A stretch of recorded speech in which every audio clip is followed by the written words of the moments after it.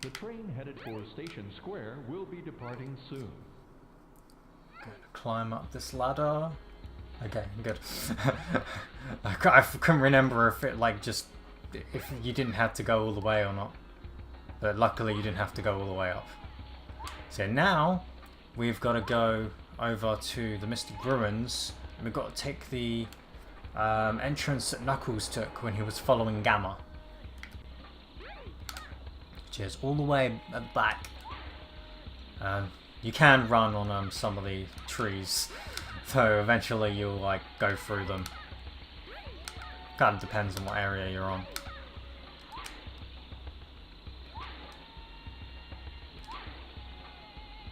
And this hub world's probably the worst hub world out of all the hub worlds in the game.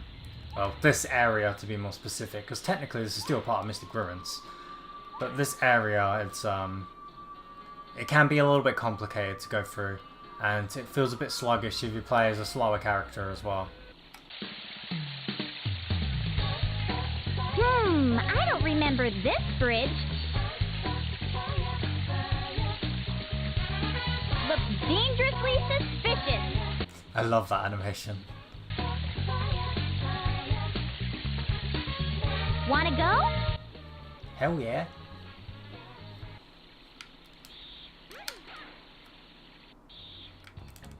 Alrighty, and of course this we was here before as Sonic, but this time, so we want to do this puzzle again. Oh, no, I haven't failed. Okay, I was going to say I completely failed, but no, I didn't. And yeah, stage 3, final egg.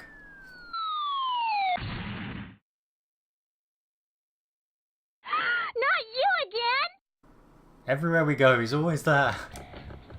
It's like a horror film or something. And yeah, this is the final stage for Amy. So yeah, Amy's is a lot shorter than the others. As I was saying before, the stories aren't as long as Sonic's, but I feel like that's fine because they don't overstay their welcome, you know? It's not like you're playing a couple of stories that take like way too long to complete and it feels like they take, you know, forever or something. So nice comfortable amount. Something that would be nice is if there was an option where you could play like as Amy Rose in Sonic's levels. You can do that with mods, I guess. Oh, this is the other thing that the Warhammer does. It lets you spin. If you spin for too long, then you get dizzy. Now, if you have Zero with you in that room, you can hide behind the blocks you can see on the sides. It helps you avoid him for a little while. Luckily, Zero didn't pop up, so yeah, you didn't have to worry about that.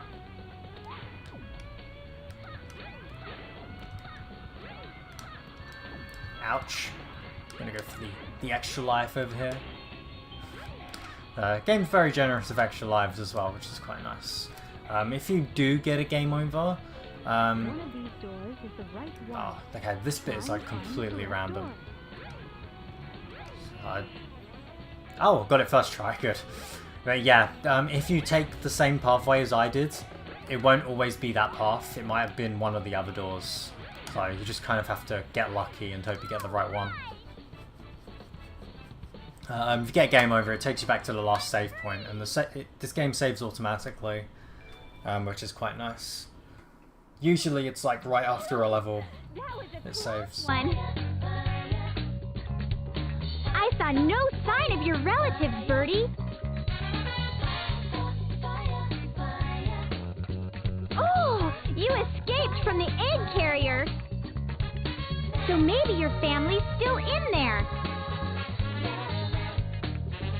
Let's investigate, wanna? I love this. Like, Amy, she has like no reason to really help this bird, but she just wants to because, you know, she's being nice, you know. And it adds a little bit of an extra mission for her to do, you know.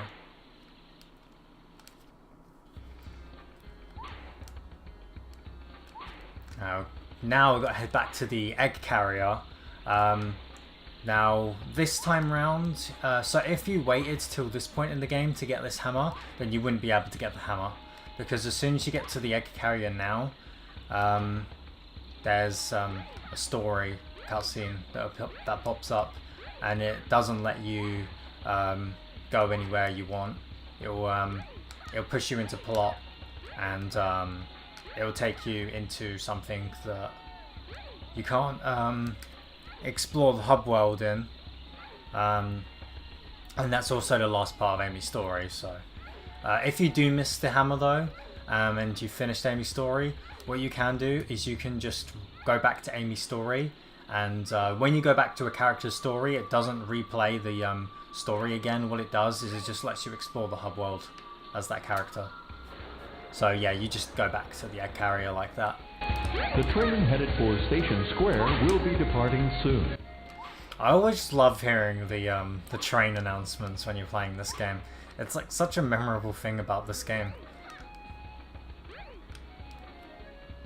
The voice as well is just it's perfect.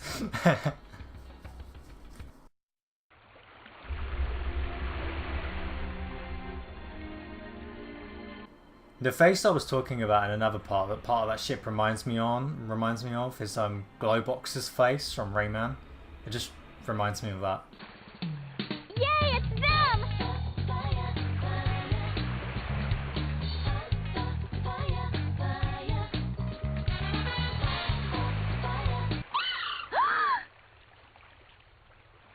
Oh no!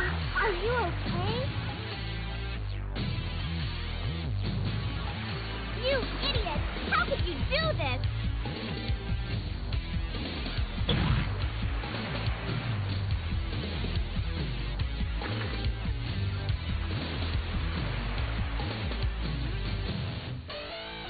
Now you're gonna get it!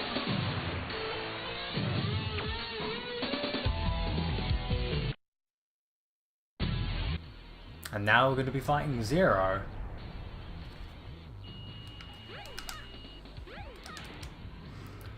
So yeah, we've reunited the birds back together. So yeah, but Zero's getting in the way as he always does. So we've got to destroy him once and for all. The way to do that is attack him. When you attack him, he gets pushed back. You want to push him back into the electric fence, and then he'll open up. And then you want to destroy the switch on his head. Of course, you also want to jump over these shock waves as well.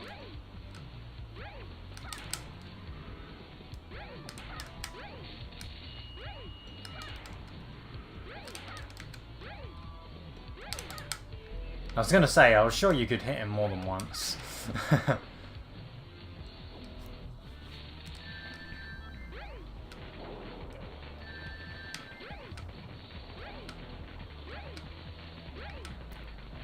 Something kind of inconsistent though is this part of the ship hasn't been broken up. Unless it's a different part of the ship than when Knuckles for Chaos, but okay.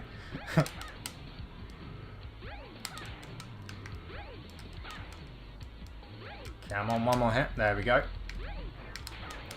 Bam.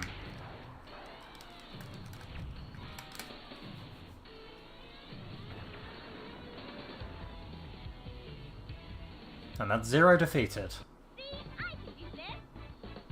Amy always looks to the sides during this scene, and I don't know why. Yeah, we get to finally see a victory animation, because usually she's just flying off. Please wake up, Birdie. Are you okay? Can you fly?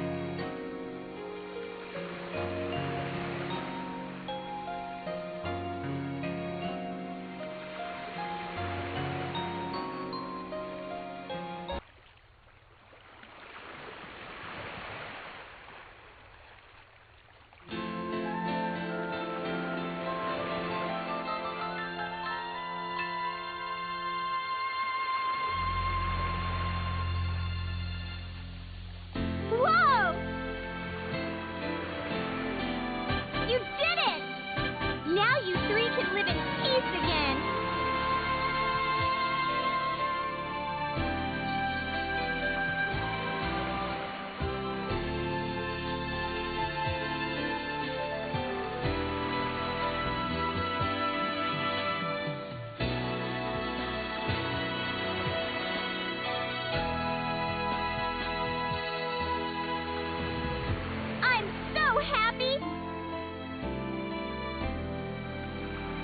I'm going to try my best, too!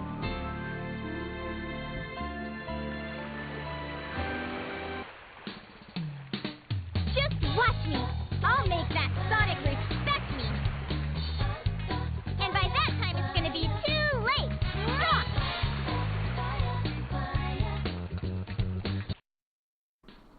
And yeah, that's Amy's story. Short, sweet, but to the point.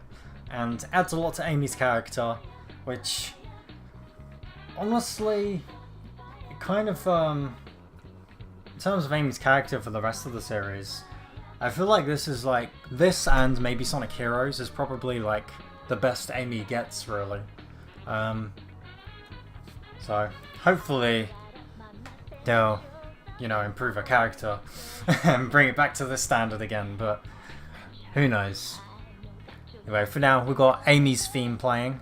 Something I don't think I actually mentioned, all the themes that play in the credits are actually the themes for the respective characters. They also play throughout the levels as well. A lot of the time when they, not the levels, the cutscenes, a lot of the time when the characters appear. So if Knuckles pops in, it will play the same theme from Emmy. No, from the cutscene that play, the credits that play during her story.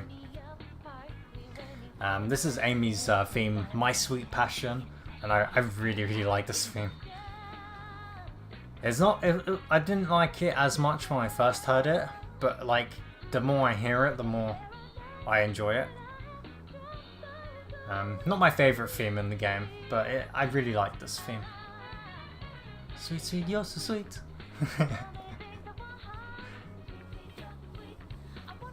So yeah, next time around, when we'll be playing Sonic Adventure, we'll be heading into Gamma's story, because, well, we want to find out what happened to Gamma, you know? We helped him out, and he helped us out, but we didn't really see him after that. Or did we? We'll find out.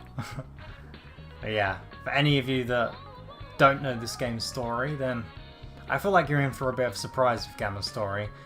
Gamma's story is probably the best story in the game. In terms of, you know, just the actual story itself, not in terms of gameplay or anything, just the story itself. His gameplay is still very good though.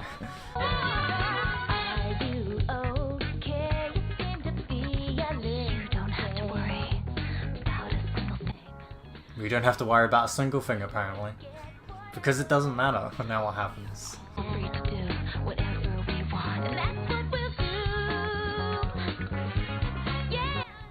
I'm doing it again. I'm just like listening to this music because I just love this music so much.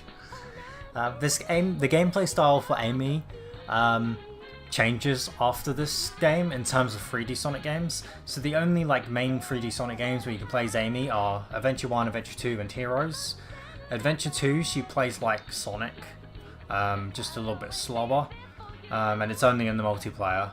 And in Heroes she just plays like pretty much exactly like Sonic with like a minor difference. She's even like the same speed as Sonic, more or less. Which I really like that as well. She's badass in Heroes, to be honest. But she does have similar gameplay to Sonic Adventure in the Sonic Advance 1. Advance 2, she reverts back to a Sonic clone again. But in Advance 1, she plays similar to this.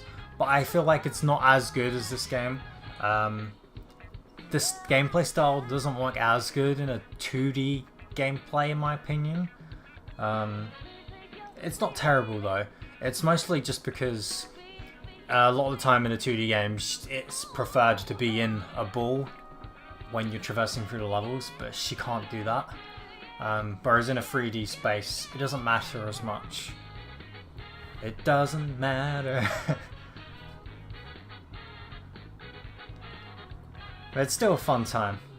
Whether Sonic controls like this or whether whenever Amy controls like this or whether she controls like Sonic, I still enjoy it. I still like playing as Amy. Amy's one of my favourite characters in the Sonic series, to be quite honest. I feel like she just has something over other platformer female characters, most notably ones like Peach and whatnot, you know. But yeah, reaching to the end. Sega Digital Studio. Got Beat there on Jet Set Radio. Another awesome game that I'll probably get into someday.